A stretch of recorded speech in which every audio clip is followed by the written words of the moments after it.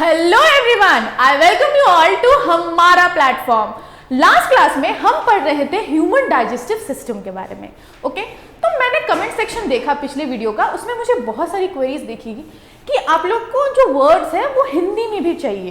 तो एक्चुअली मैं आपको ये बता देना चाहूँगी कि मैं कंप्लीटली इंग्लिश मीडियम से पढ़ी हुई हूँ, मेरी हिंदी थोड़ी वीक है। तो मेरे तरफ से मैं जितना हिंदी का कंटेंट डिलीवर कर पा रही हूँ, क्योंकि बिकॉज मैं एवरीडे हिंदी पढ़ रही हूँ, थोड़ा थोड़ा मेरे अंदर डेवलपमेंट आया है, कुछ कुछ हिंदी के वर्ड्स मैं सीख रही हूँ, तो मैं ऐसे ही अपने तरफ से अपना बेस्ट दूंगी और आप अपने तरफ से भी थोड़ा बेस्ट दीजिए मुझे समझने के लिए। ओके, क्योंकि म्यूचुअल अंडरस्टैंडिंग से ये चीज़ें डेवलप होती है और ये बॉन्ड स्ट्रांग होता है। तो मैं कोशिश कर रही हूँ जितना हिंदी हो पाएगा मैं आपको हिंदी में समझाऊंगी, वर्ड्स में हिंदी में लिख दूंगी, ठीक है। तो आज हम अपना लेक्चर जो ह्यूमन डाइजेस्टिव सिस्टम का था, पिछले क्लास में हमने जो आधा छोड़ा था उसको हम थोड़ा और कंटिन्यू करेंगे और हम दोबारा से एक सेगमेंट लिवर का दोबारा से पढ़ेंगे, ठीक है। तो चलिए इस लेक्चर को शुरू करते हैं।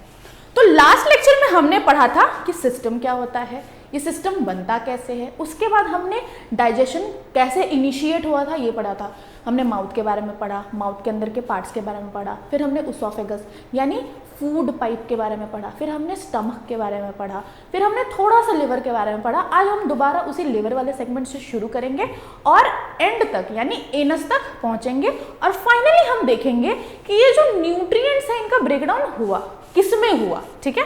तो चलिए इस लेक्चर को शुरू करते हैं।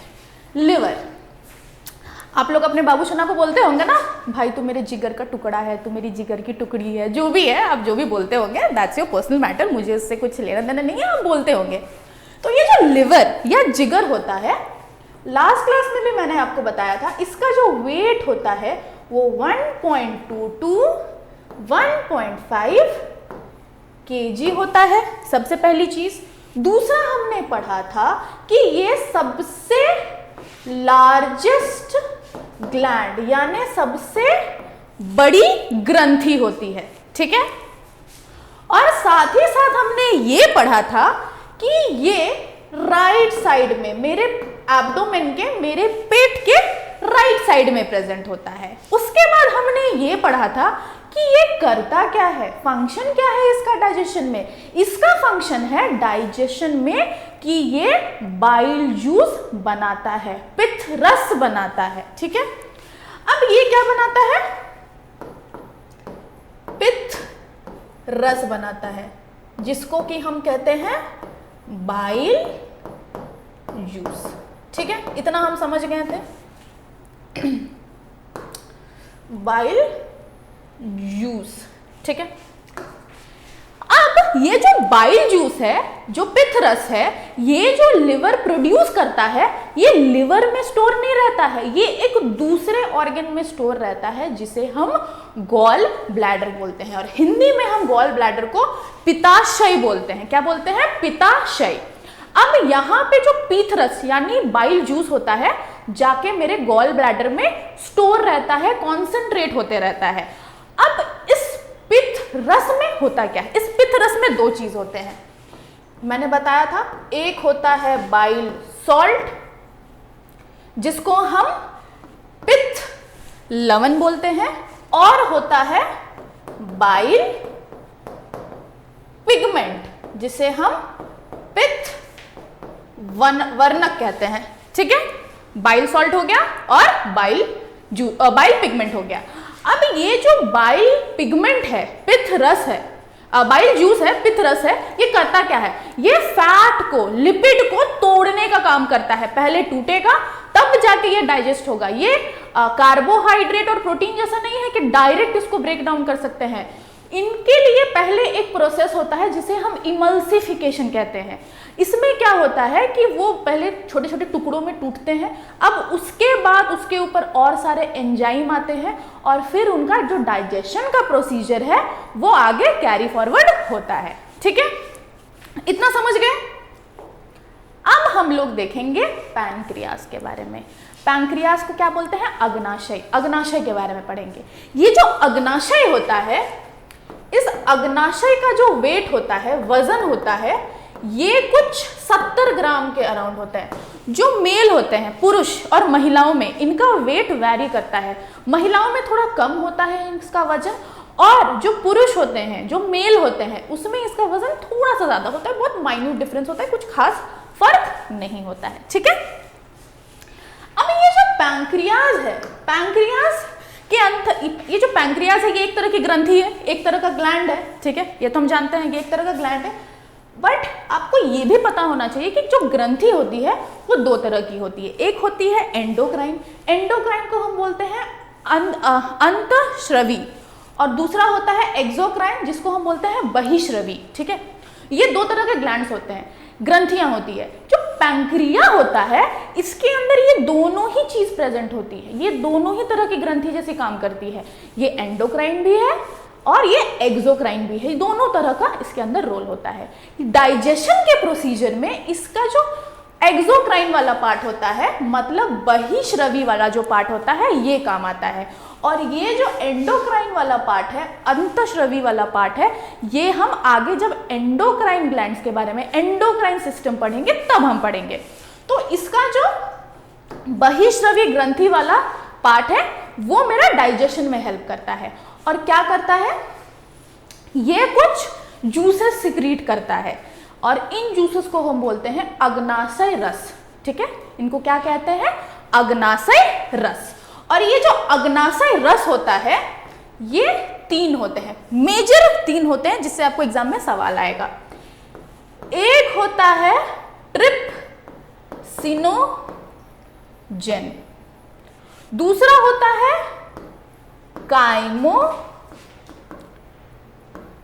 ट्रिप्सिनोजेन, और आखिरी होता है प्रोकार्बोक्सीपेप्टाइडेज।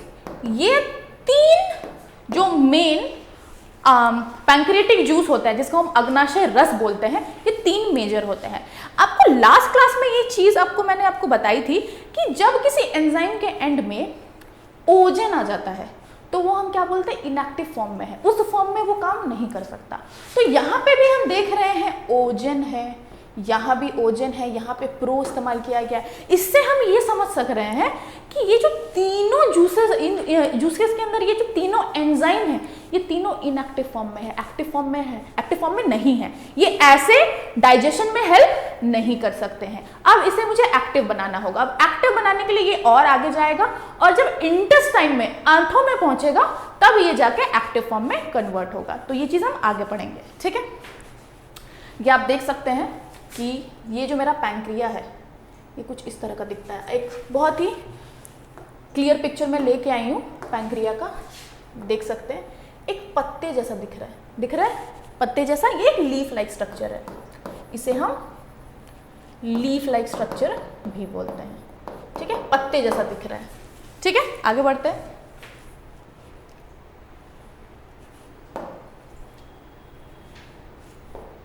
इसके आगे हम पढ़ेंगे स्मॉल इंटेस्टाइन, यानी छोटी आंत के बारे में।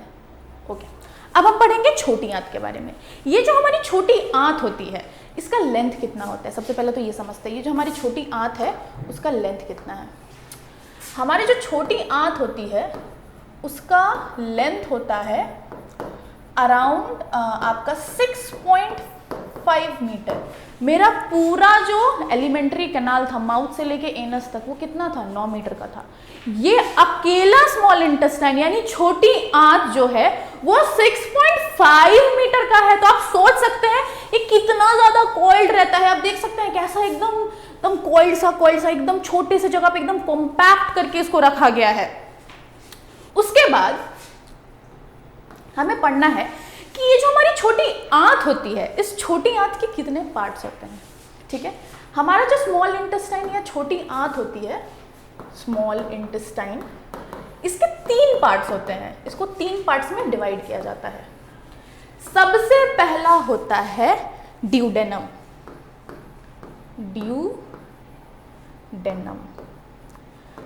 फिर आता है जेजुनम, फिर आता है इलियम। ये मेरे छोटी आंत की या स्मॉल इंटेस्टाइन के 3 पार्ट्स हैं। अब हम थोड़ा बेसिक्स पे जाते हैं। डाइजेशन में क्या होगा, खाना का पहले ब्रेक डाउन होगा, एक कॉम्प्लेक्स जटिल खाने से हम उसे एक सिंपल खाने की तरफ, एक सरल खाने की तरफ लेके जाएंगे ताकि मेरा बॉडी उसको एब्जॉर्ब कर सके, उसको सोख सके। तो डाइजेशन में सबसे पहले हमने क्या किया, खाने को खाया, उसके बाद हमारे स्टमक में गया, फिर हमारे पूरे एलिमेंट्री कैनाल के थ्रू वो पास होगा, तो क्या होगा, डाइजेशन। डाइजेशन का जो जितना मेजर प्रोसीजर है वो स्मॉल इंटेस्टाइन यानी छोटी आंत में खत्म हो जाता है। उसके आगे शुरू होता है उसको एब्जॉर्ब करने का, सोखने का प्रोसीजर। और ये सोखने का काम कौन करता है, जो स्मॉल इंटेस्टाइन में ऐसे वेव लाइक स्ट्रक्चर्स प्रेजेंट होंगे, फिंगर लाइक प्रोजेक्शंस। ये जो फिंगर लाइक प्रोजेक्शन है इसे हम कहेंगे विली। क्या कहेंगे, विली।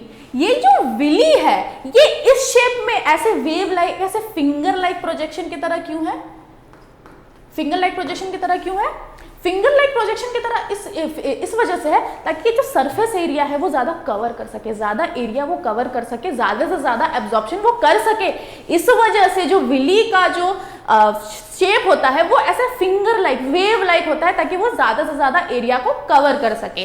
ठीक है, तो ये जो ड्यूडेनम है, ड्यूडेनम के पास कुछ सब्सटेंसेस का, कुछ एंजाइम्स का सिक्रीशन होता है जिससे कि जो डाइजेशन का प्रोसीजर है वो और फर्दर आगे इनिशिएट होता है। तो चलिए देखते हैं।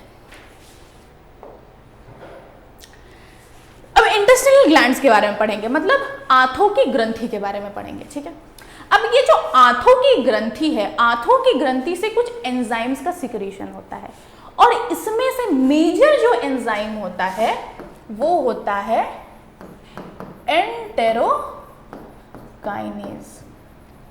अब ये जो एंटेरोकाइनेज है ये क्या करता है, याद है आपको पैंक्रियाज में, अग्नाशय में हमने क्या पढ़ा था कि वहां से कुछ जूसेस निकल रहे हैं, कुछ रस निकल रहे हैं और वो रस इनएक्टिव फॉर्म में है, अब एक्टिव करना होगा। स्टमक के केस में क्या हो रहा था, इनएक्टिव फॉर्म में पेप्सिनोजेन था, HCl आया और वो कन्वर्ट हो गया पेप्सिन में, अब वो प्रोटीन को तोड़ने का काम करेगा।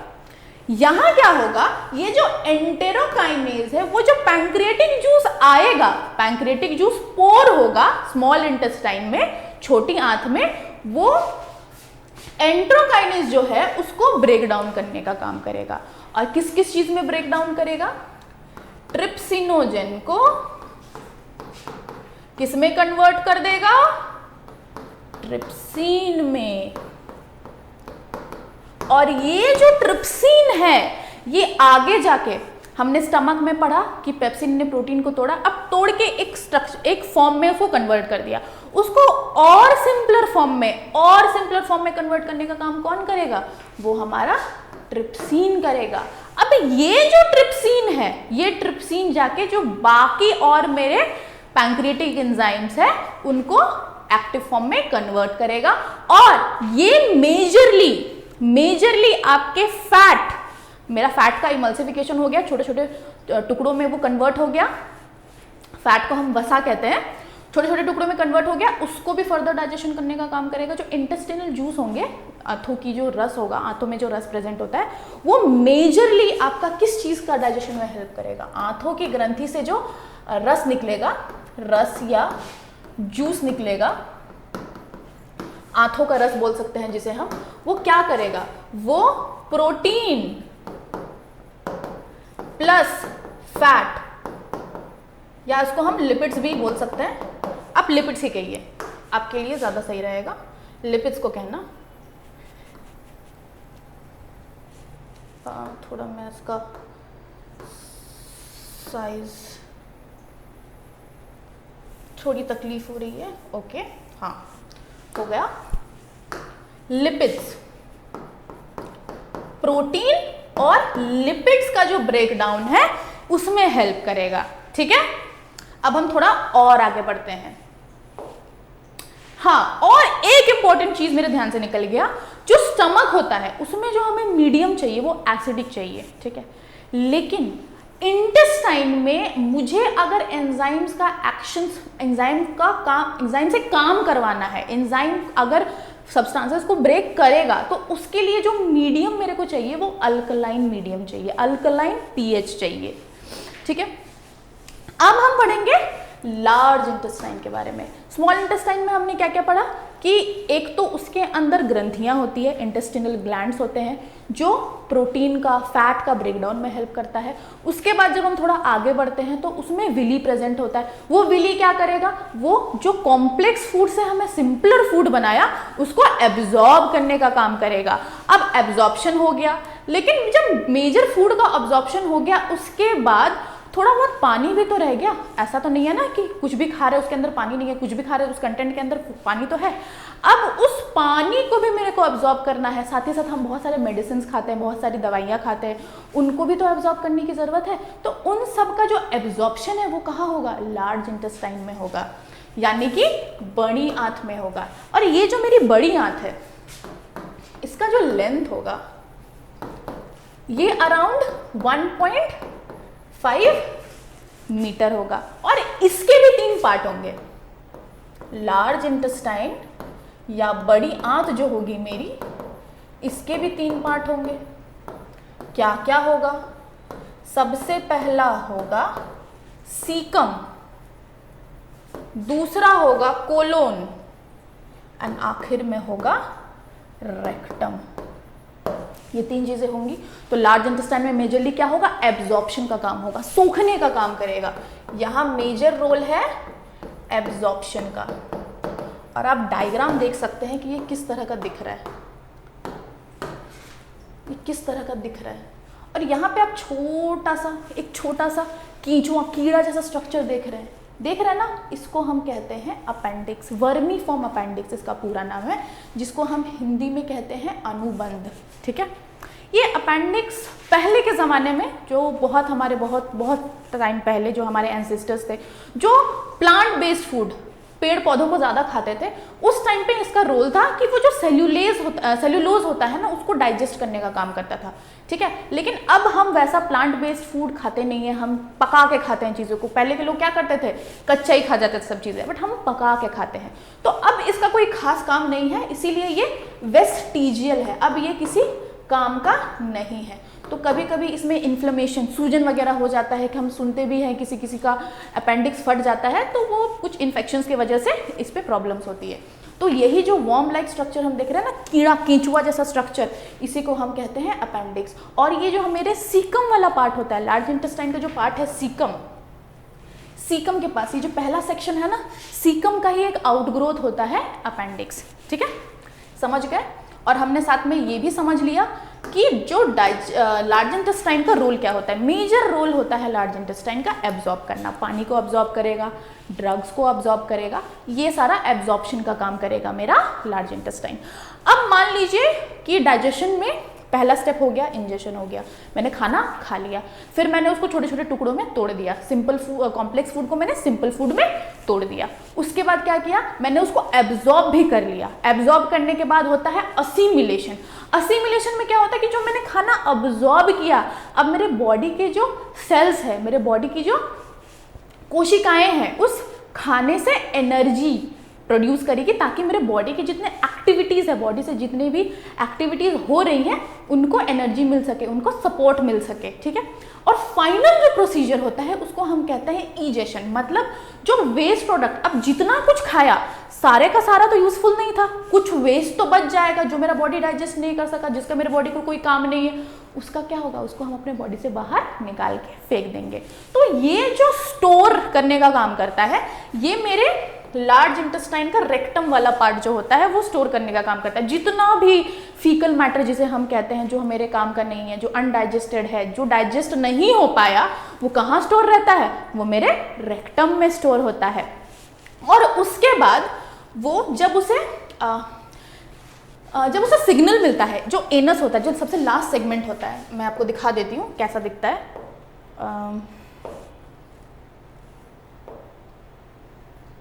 ये जो आखिरी सेगमेंट देख रहे हैं आप, रेक्टम के बाद जो आखिरी सेगमेंट है, इसे हम एनस कहते हैं। यही वो पार्ट है जहां पे जहाँ से वो जो वेस्ट प्रोडक्ट है वो सारे बाहर निकलता है। अब ऐसा नहीं है कि सारे के सारे जैसे वहाँ पे रेक्टम में स्टोर हुआ अनडाइजेस्टेड फूड वो अपने आप बाहर निकल जाएंगे। वहाँ स्फिंक्टर्स प्रेजेंट होते हैं, वहाँ पे एक गेट जैसा स्ट्रक्चर प्रेजेंट होता है, फ्लैप जैसा स्ट्रक्चर प्रेजेंट होता है। वो तब तक नहीं खुलता है, वो गेट, वो दरवाजा तब तक नहीं खुलेगा जब तक मेरे ब्रेन से, जब तक मेरे सेंट्रल नर्वस सिस्टम से सिग्नल नहीं जाएगा। जैसे ही वो सिग्नल जाएगा वो गेट अपने आप खुल जाएगा और जो अनडाइजेस्टेड फूड है वो बाहर निकल जाएगा। इसके आगे तो मुझे बोलने की जरूरत नहीं है, आपको तो पता ही है कि मैं क्या बोल रही हूँ आपको, ठीक है। तो ये था मेरे पूरे डाइजेशन का प्रोसीजर। अब हम देखते हैं कि हमने इसमें क्या क्या पढ़ा। हमने इसमें सबसे पहले खाने को खाया, मतलब इंजेशन किया, इसे हम इंजेशन, खाने का procedure is called as ingestion. हमने सबसे पहले इंजेशन किया, हमने खाने को खाया। उसके बाद वो जो कॉम्प्लेक्स फूड हमने खाया उसका मैंने किया डाइजेशन। जो मैंने कॉम्प्लेक्स फूड खाया, कॉम्प्लेक्स जटिल खाना खाया, उसका मैंने किया डाइजेशन। उसको छोटे छोटे टुकड़ों में तोड़ा ताकि मेरा बॉडी वो एब्जॉर्ब कर सके। अब हमने करवाया एब्जॉर्प्शन, और ये एब्जॉर्प्शन हमने कहाँ कराया? ये एब्जॉर्प्शन हमने कराया स्मॉल इंटेस्टाइन में, छोटी आंत में, ठीक है। और छोटी आंत में भी कौन से पार्ट में? विली, फिंगर जैसा प्रोजेक्शन, फिंगर जैसा, वेव जैसा, जिससे कि सरफेस एरिया बढ़ रहा था और एब्जॉर्प्शन का जो प्रोसीजर है वो बहुत तेज जल्दी जल्दी हो पा रहा था। उसके बाद हमने किया असिमिलेशन। असिमिलेशन में क्या हुआ कि जो मैंने अब्जॉर्ब किया, जो न्यूट्रिएंट्स, जो पोषक तत्व मैंने अब्जॉर्ब किया, उसका यूटिलाइजेशन होगा, उसको हम यूज करेंगे अपने बहुत सारे बॉडी के फंक्शंस के लिए। और फाइनली हमने जो खाना अनडाइजेस्टेड रह गया, जो फूड अनडाइजेस्टेड वेस्ट मटेरियल रह गया, उसको मैंने बॉडी से बाहर निकाल दिया और उसे हम डिफिसिएशन भी कहते हैं। तो इस प्रोसीजर से हमने क्या देखा कि कॉम्प्लेक्स फूड कन्वर्ट हो गया सिंपल एब्जॉर्बेबल सब्सटेंसेस में। अब जो न्यूट्रिएंट्स हैं कितने मेजर थे?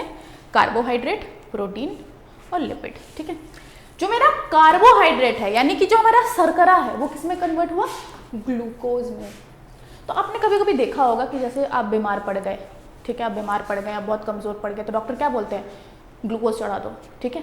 तो ये क्या करते हैं कि कार्बोहाइड्रेट को तो आपको तोड़ना होगा। अगर वो डॉक्टर आपको बोलेगा कि इसको खाना खिलाओ, इसको कार्बोहाइड्रेट वाला खाना खिलाओ, तो डाइजेस्ट करने में तो टाइम लगेगा। ये जो डाइजेशन का प्रोसीजर है 5 से 6 घंटा लगाता है।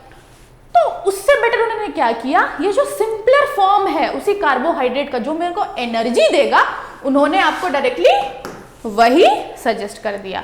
तो कार्बोहाइड्रेट यानी शर्करा किसमें कन्वर्ट होता है? ग्लूकोज में। उसके बाद आता है मेरा प्रोटीन, ठीक है। प्रोटीन किस में टूटता है? अमीनो एसिड में टूटता है। अमीनो एसिड यानी अमीनो अम्ल, ठीक है। उसके बाद फाइनली है लिपिड यानी वसा। वसा किस में टूटता है? सबसे पहला ये फैटी एसिड यानी वसा अम्ल में टूटता है, एंड ग्लिसरॉल, इन दो चीज में टूटता है। तो हमने क्या क्या पढ़ा आज हमने पढ़ा लिवर के बारे में, फिर हमने पढ़ा पैंक्रियाज के बारे में, फिर हमने पढ़ा स्मॉल इंटेस्टाइन के बारे में, फिर हमने पढ़ा इंटेस्टिनल ग्लैंड्स के बारे में, फिर हमने पढ़ा लार्ज इंटेस्टाइन के बारे में, फिर हमने पढ़ा एनस के बारे में, और फाइनली हमने पढ़ा कि कैसे कैसे स्टेप्स में मेरा डाइजेशन हुआ। और अल्टीमेटली हमने ये देखा कि जो मेरे पोषक तत्व हैं वो कौन से सिंपल फॉर्म में टूट के निकल गए, ठीक है। तो मैंने अपने तरफ से बेस्ट किया है, जितना हिंदी कंटेंट मैं आपको प्रोवाइड कर सकती हूँ मैंने किया है। तो हमारे लेक्चर्स को ऐसे ही देखते रहिए, पढ़ते रहिए और सीखते रहिए। इसके आगे मैं आपको इस चैप्टर के बेसिस पे जितने पॉसिबल क्वेश्चंस हैं मैं आपको करवाऊंगी MCQs। और चैनल को सब्सक्राइब कीजिए एंड वीडियो को लाइक शेयर करते रहिए। Okay, thank you so much.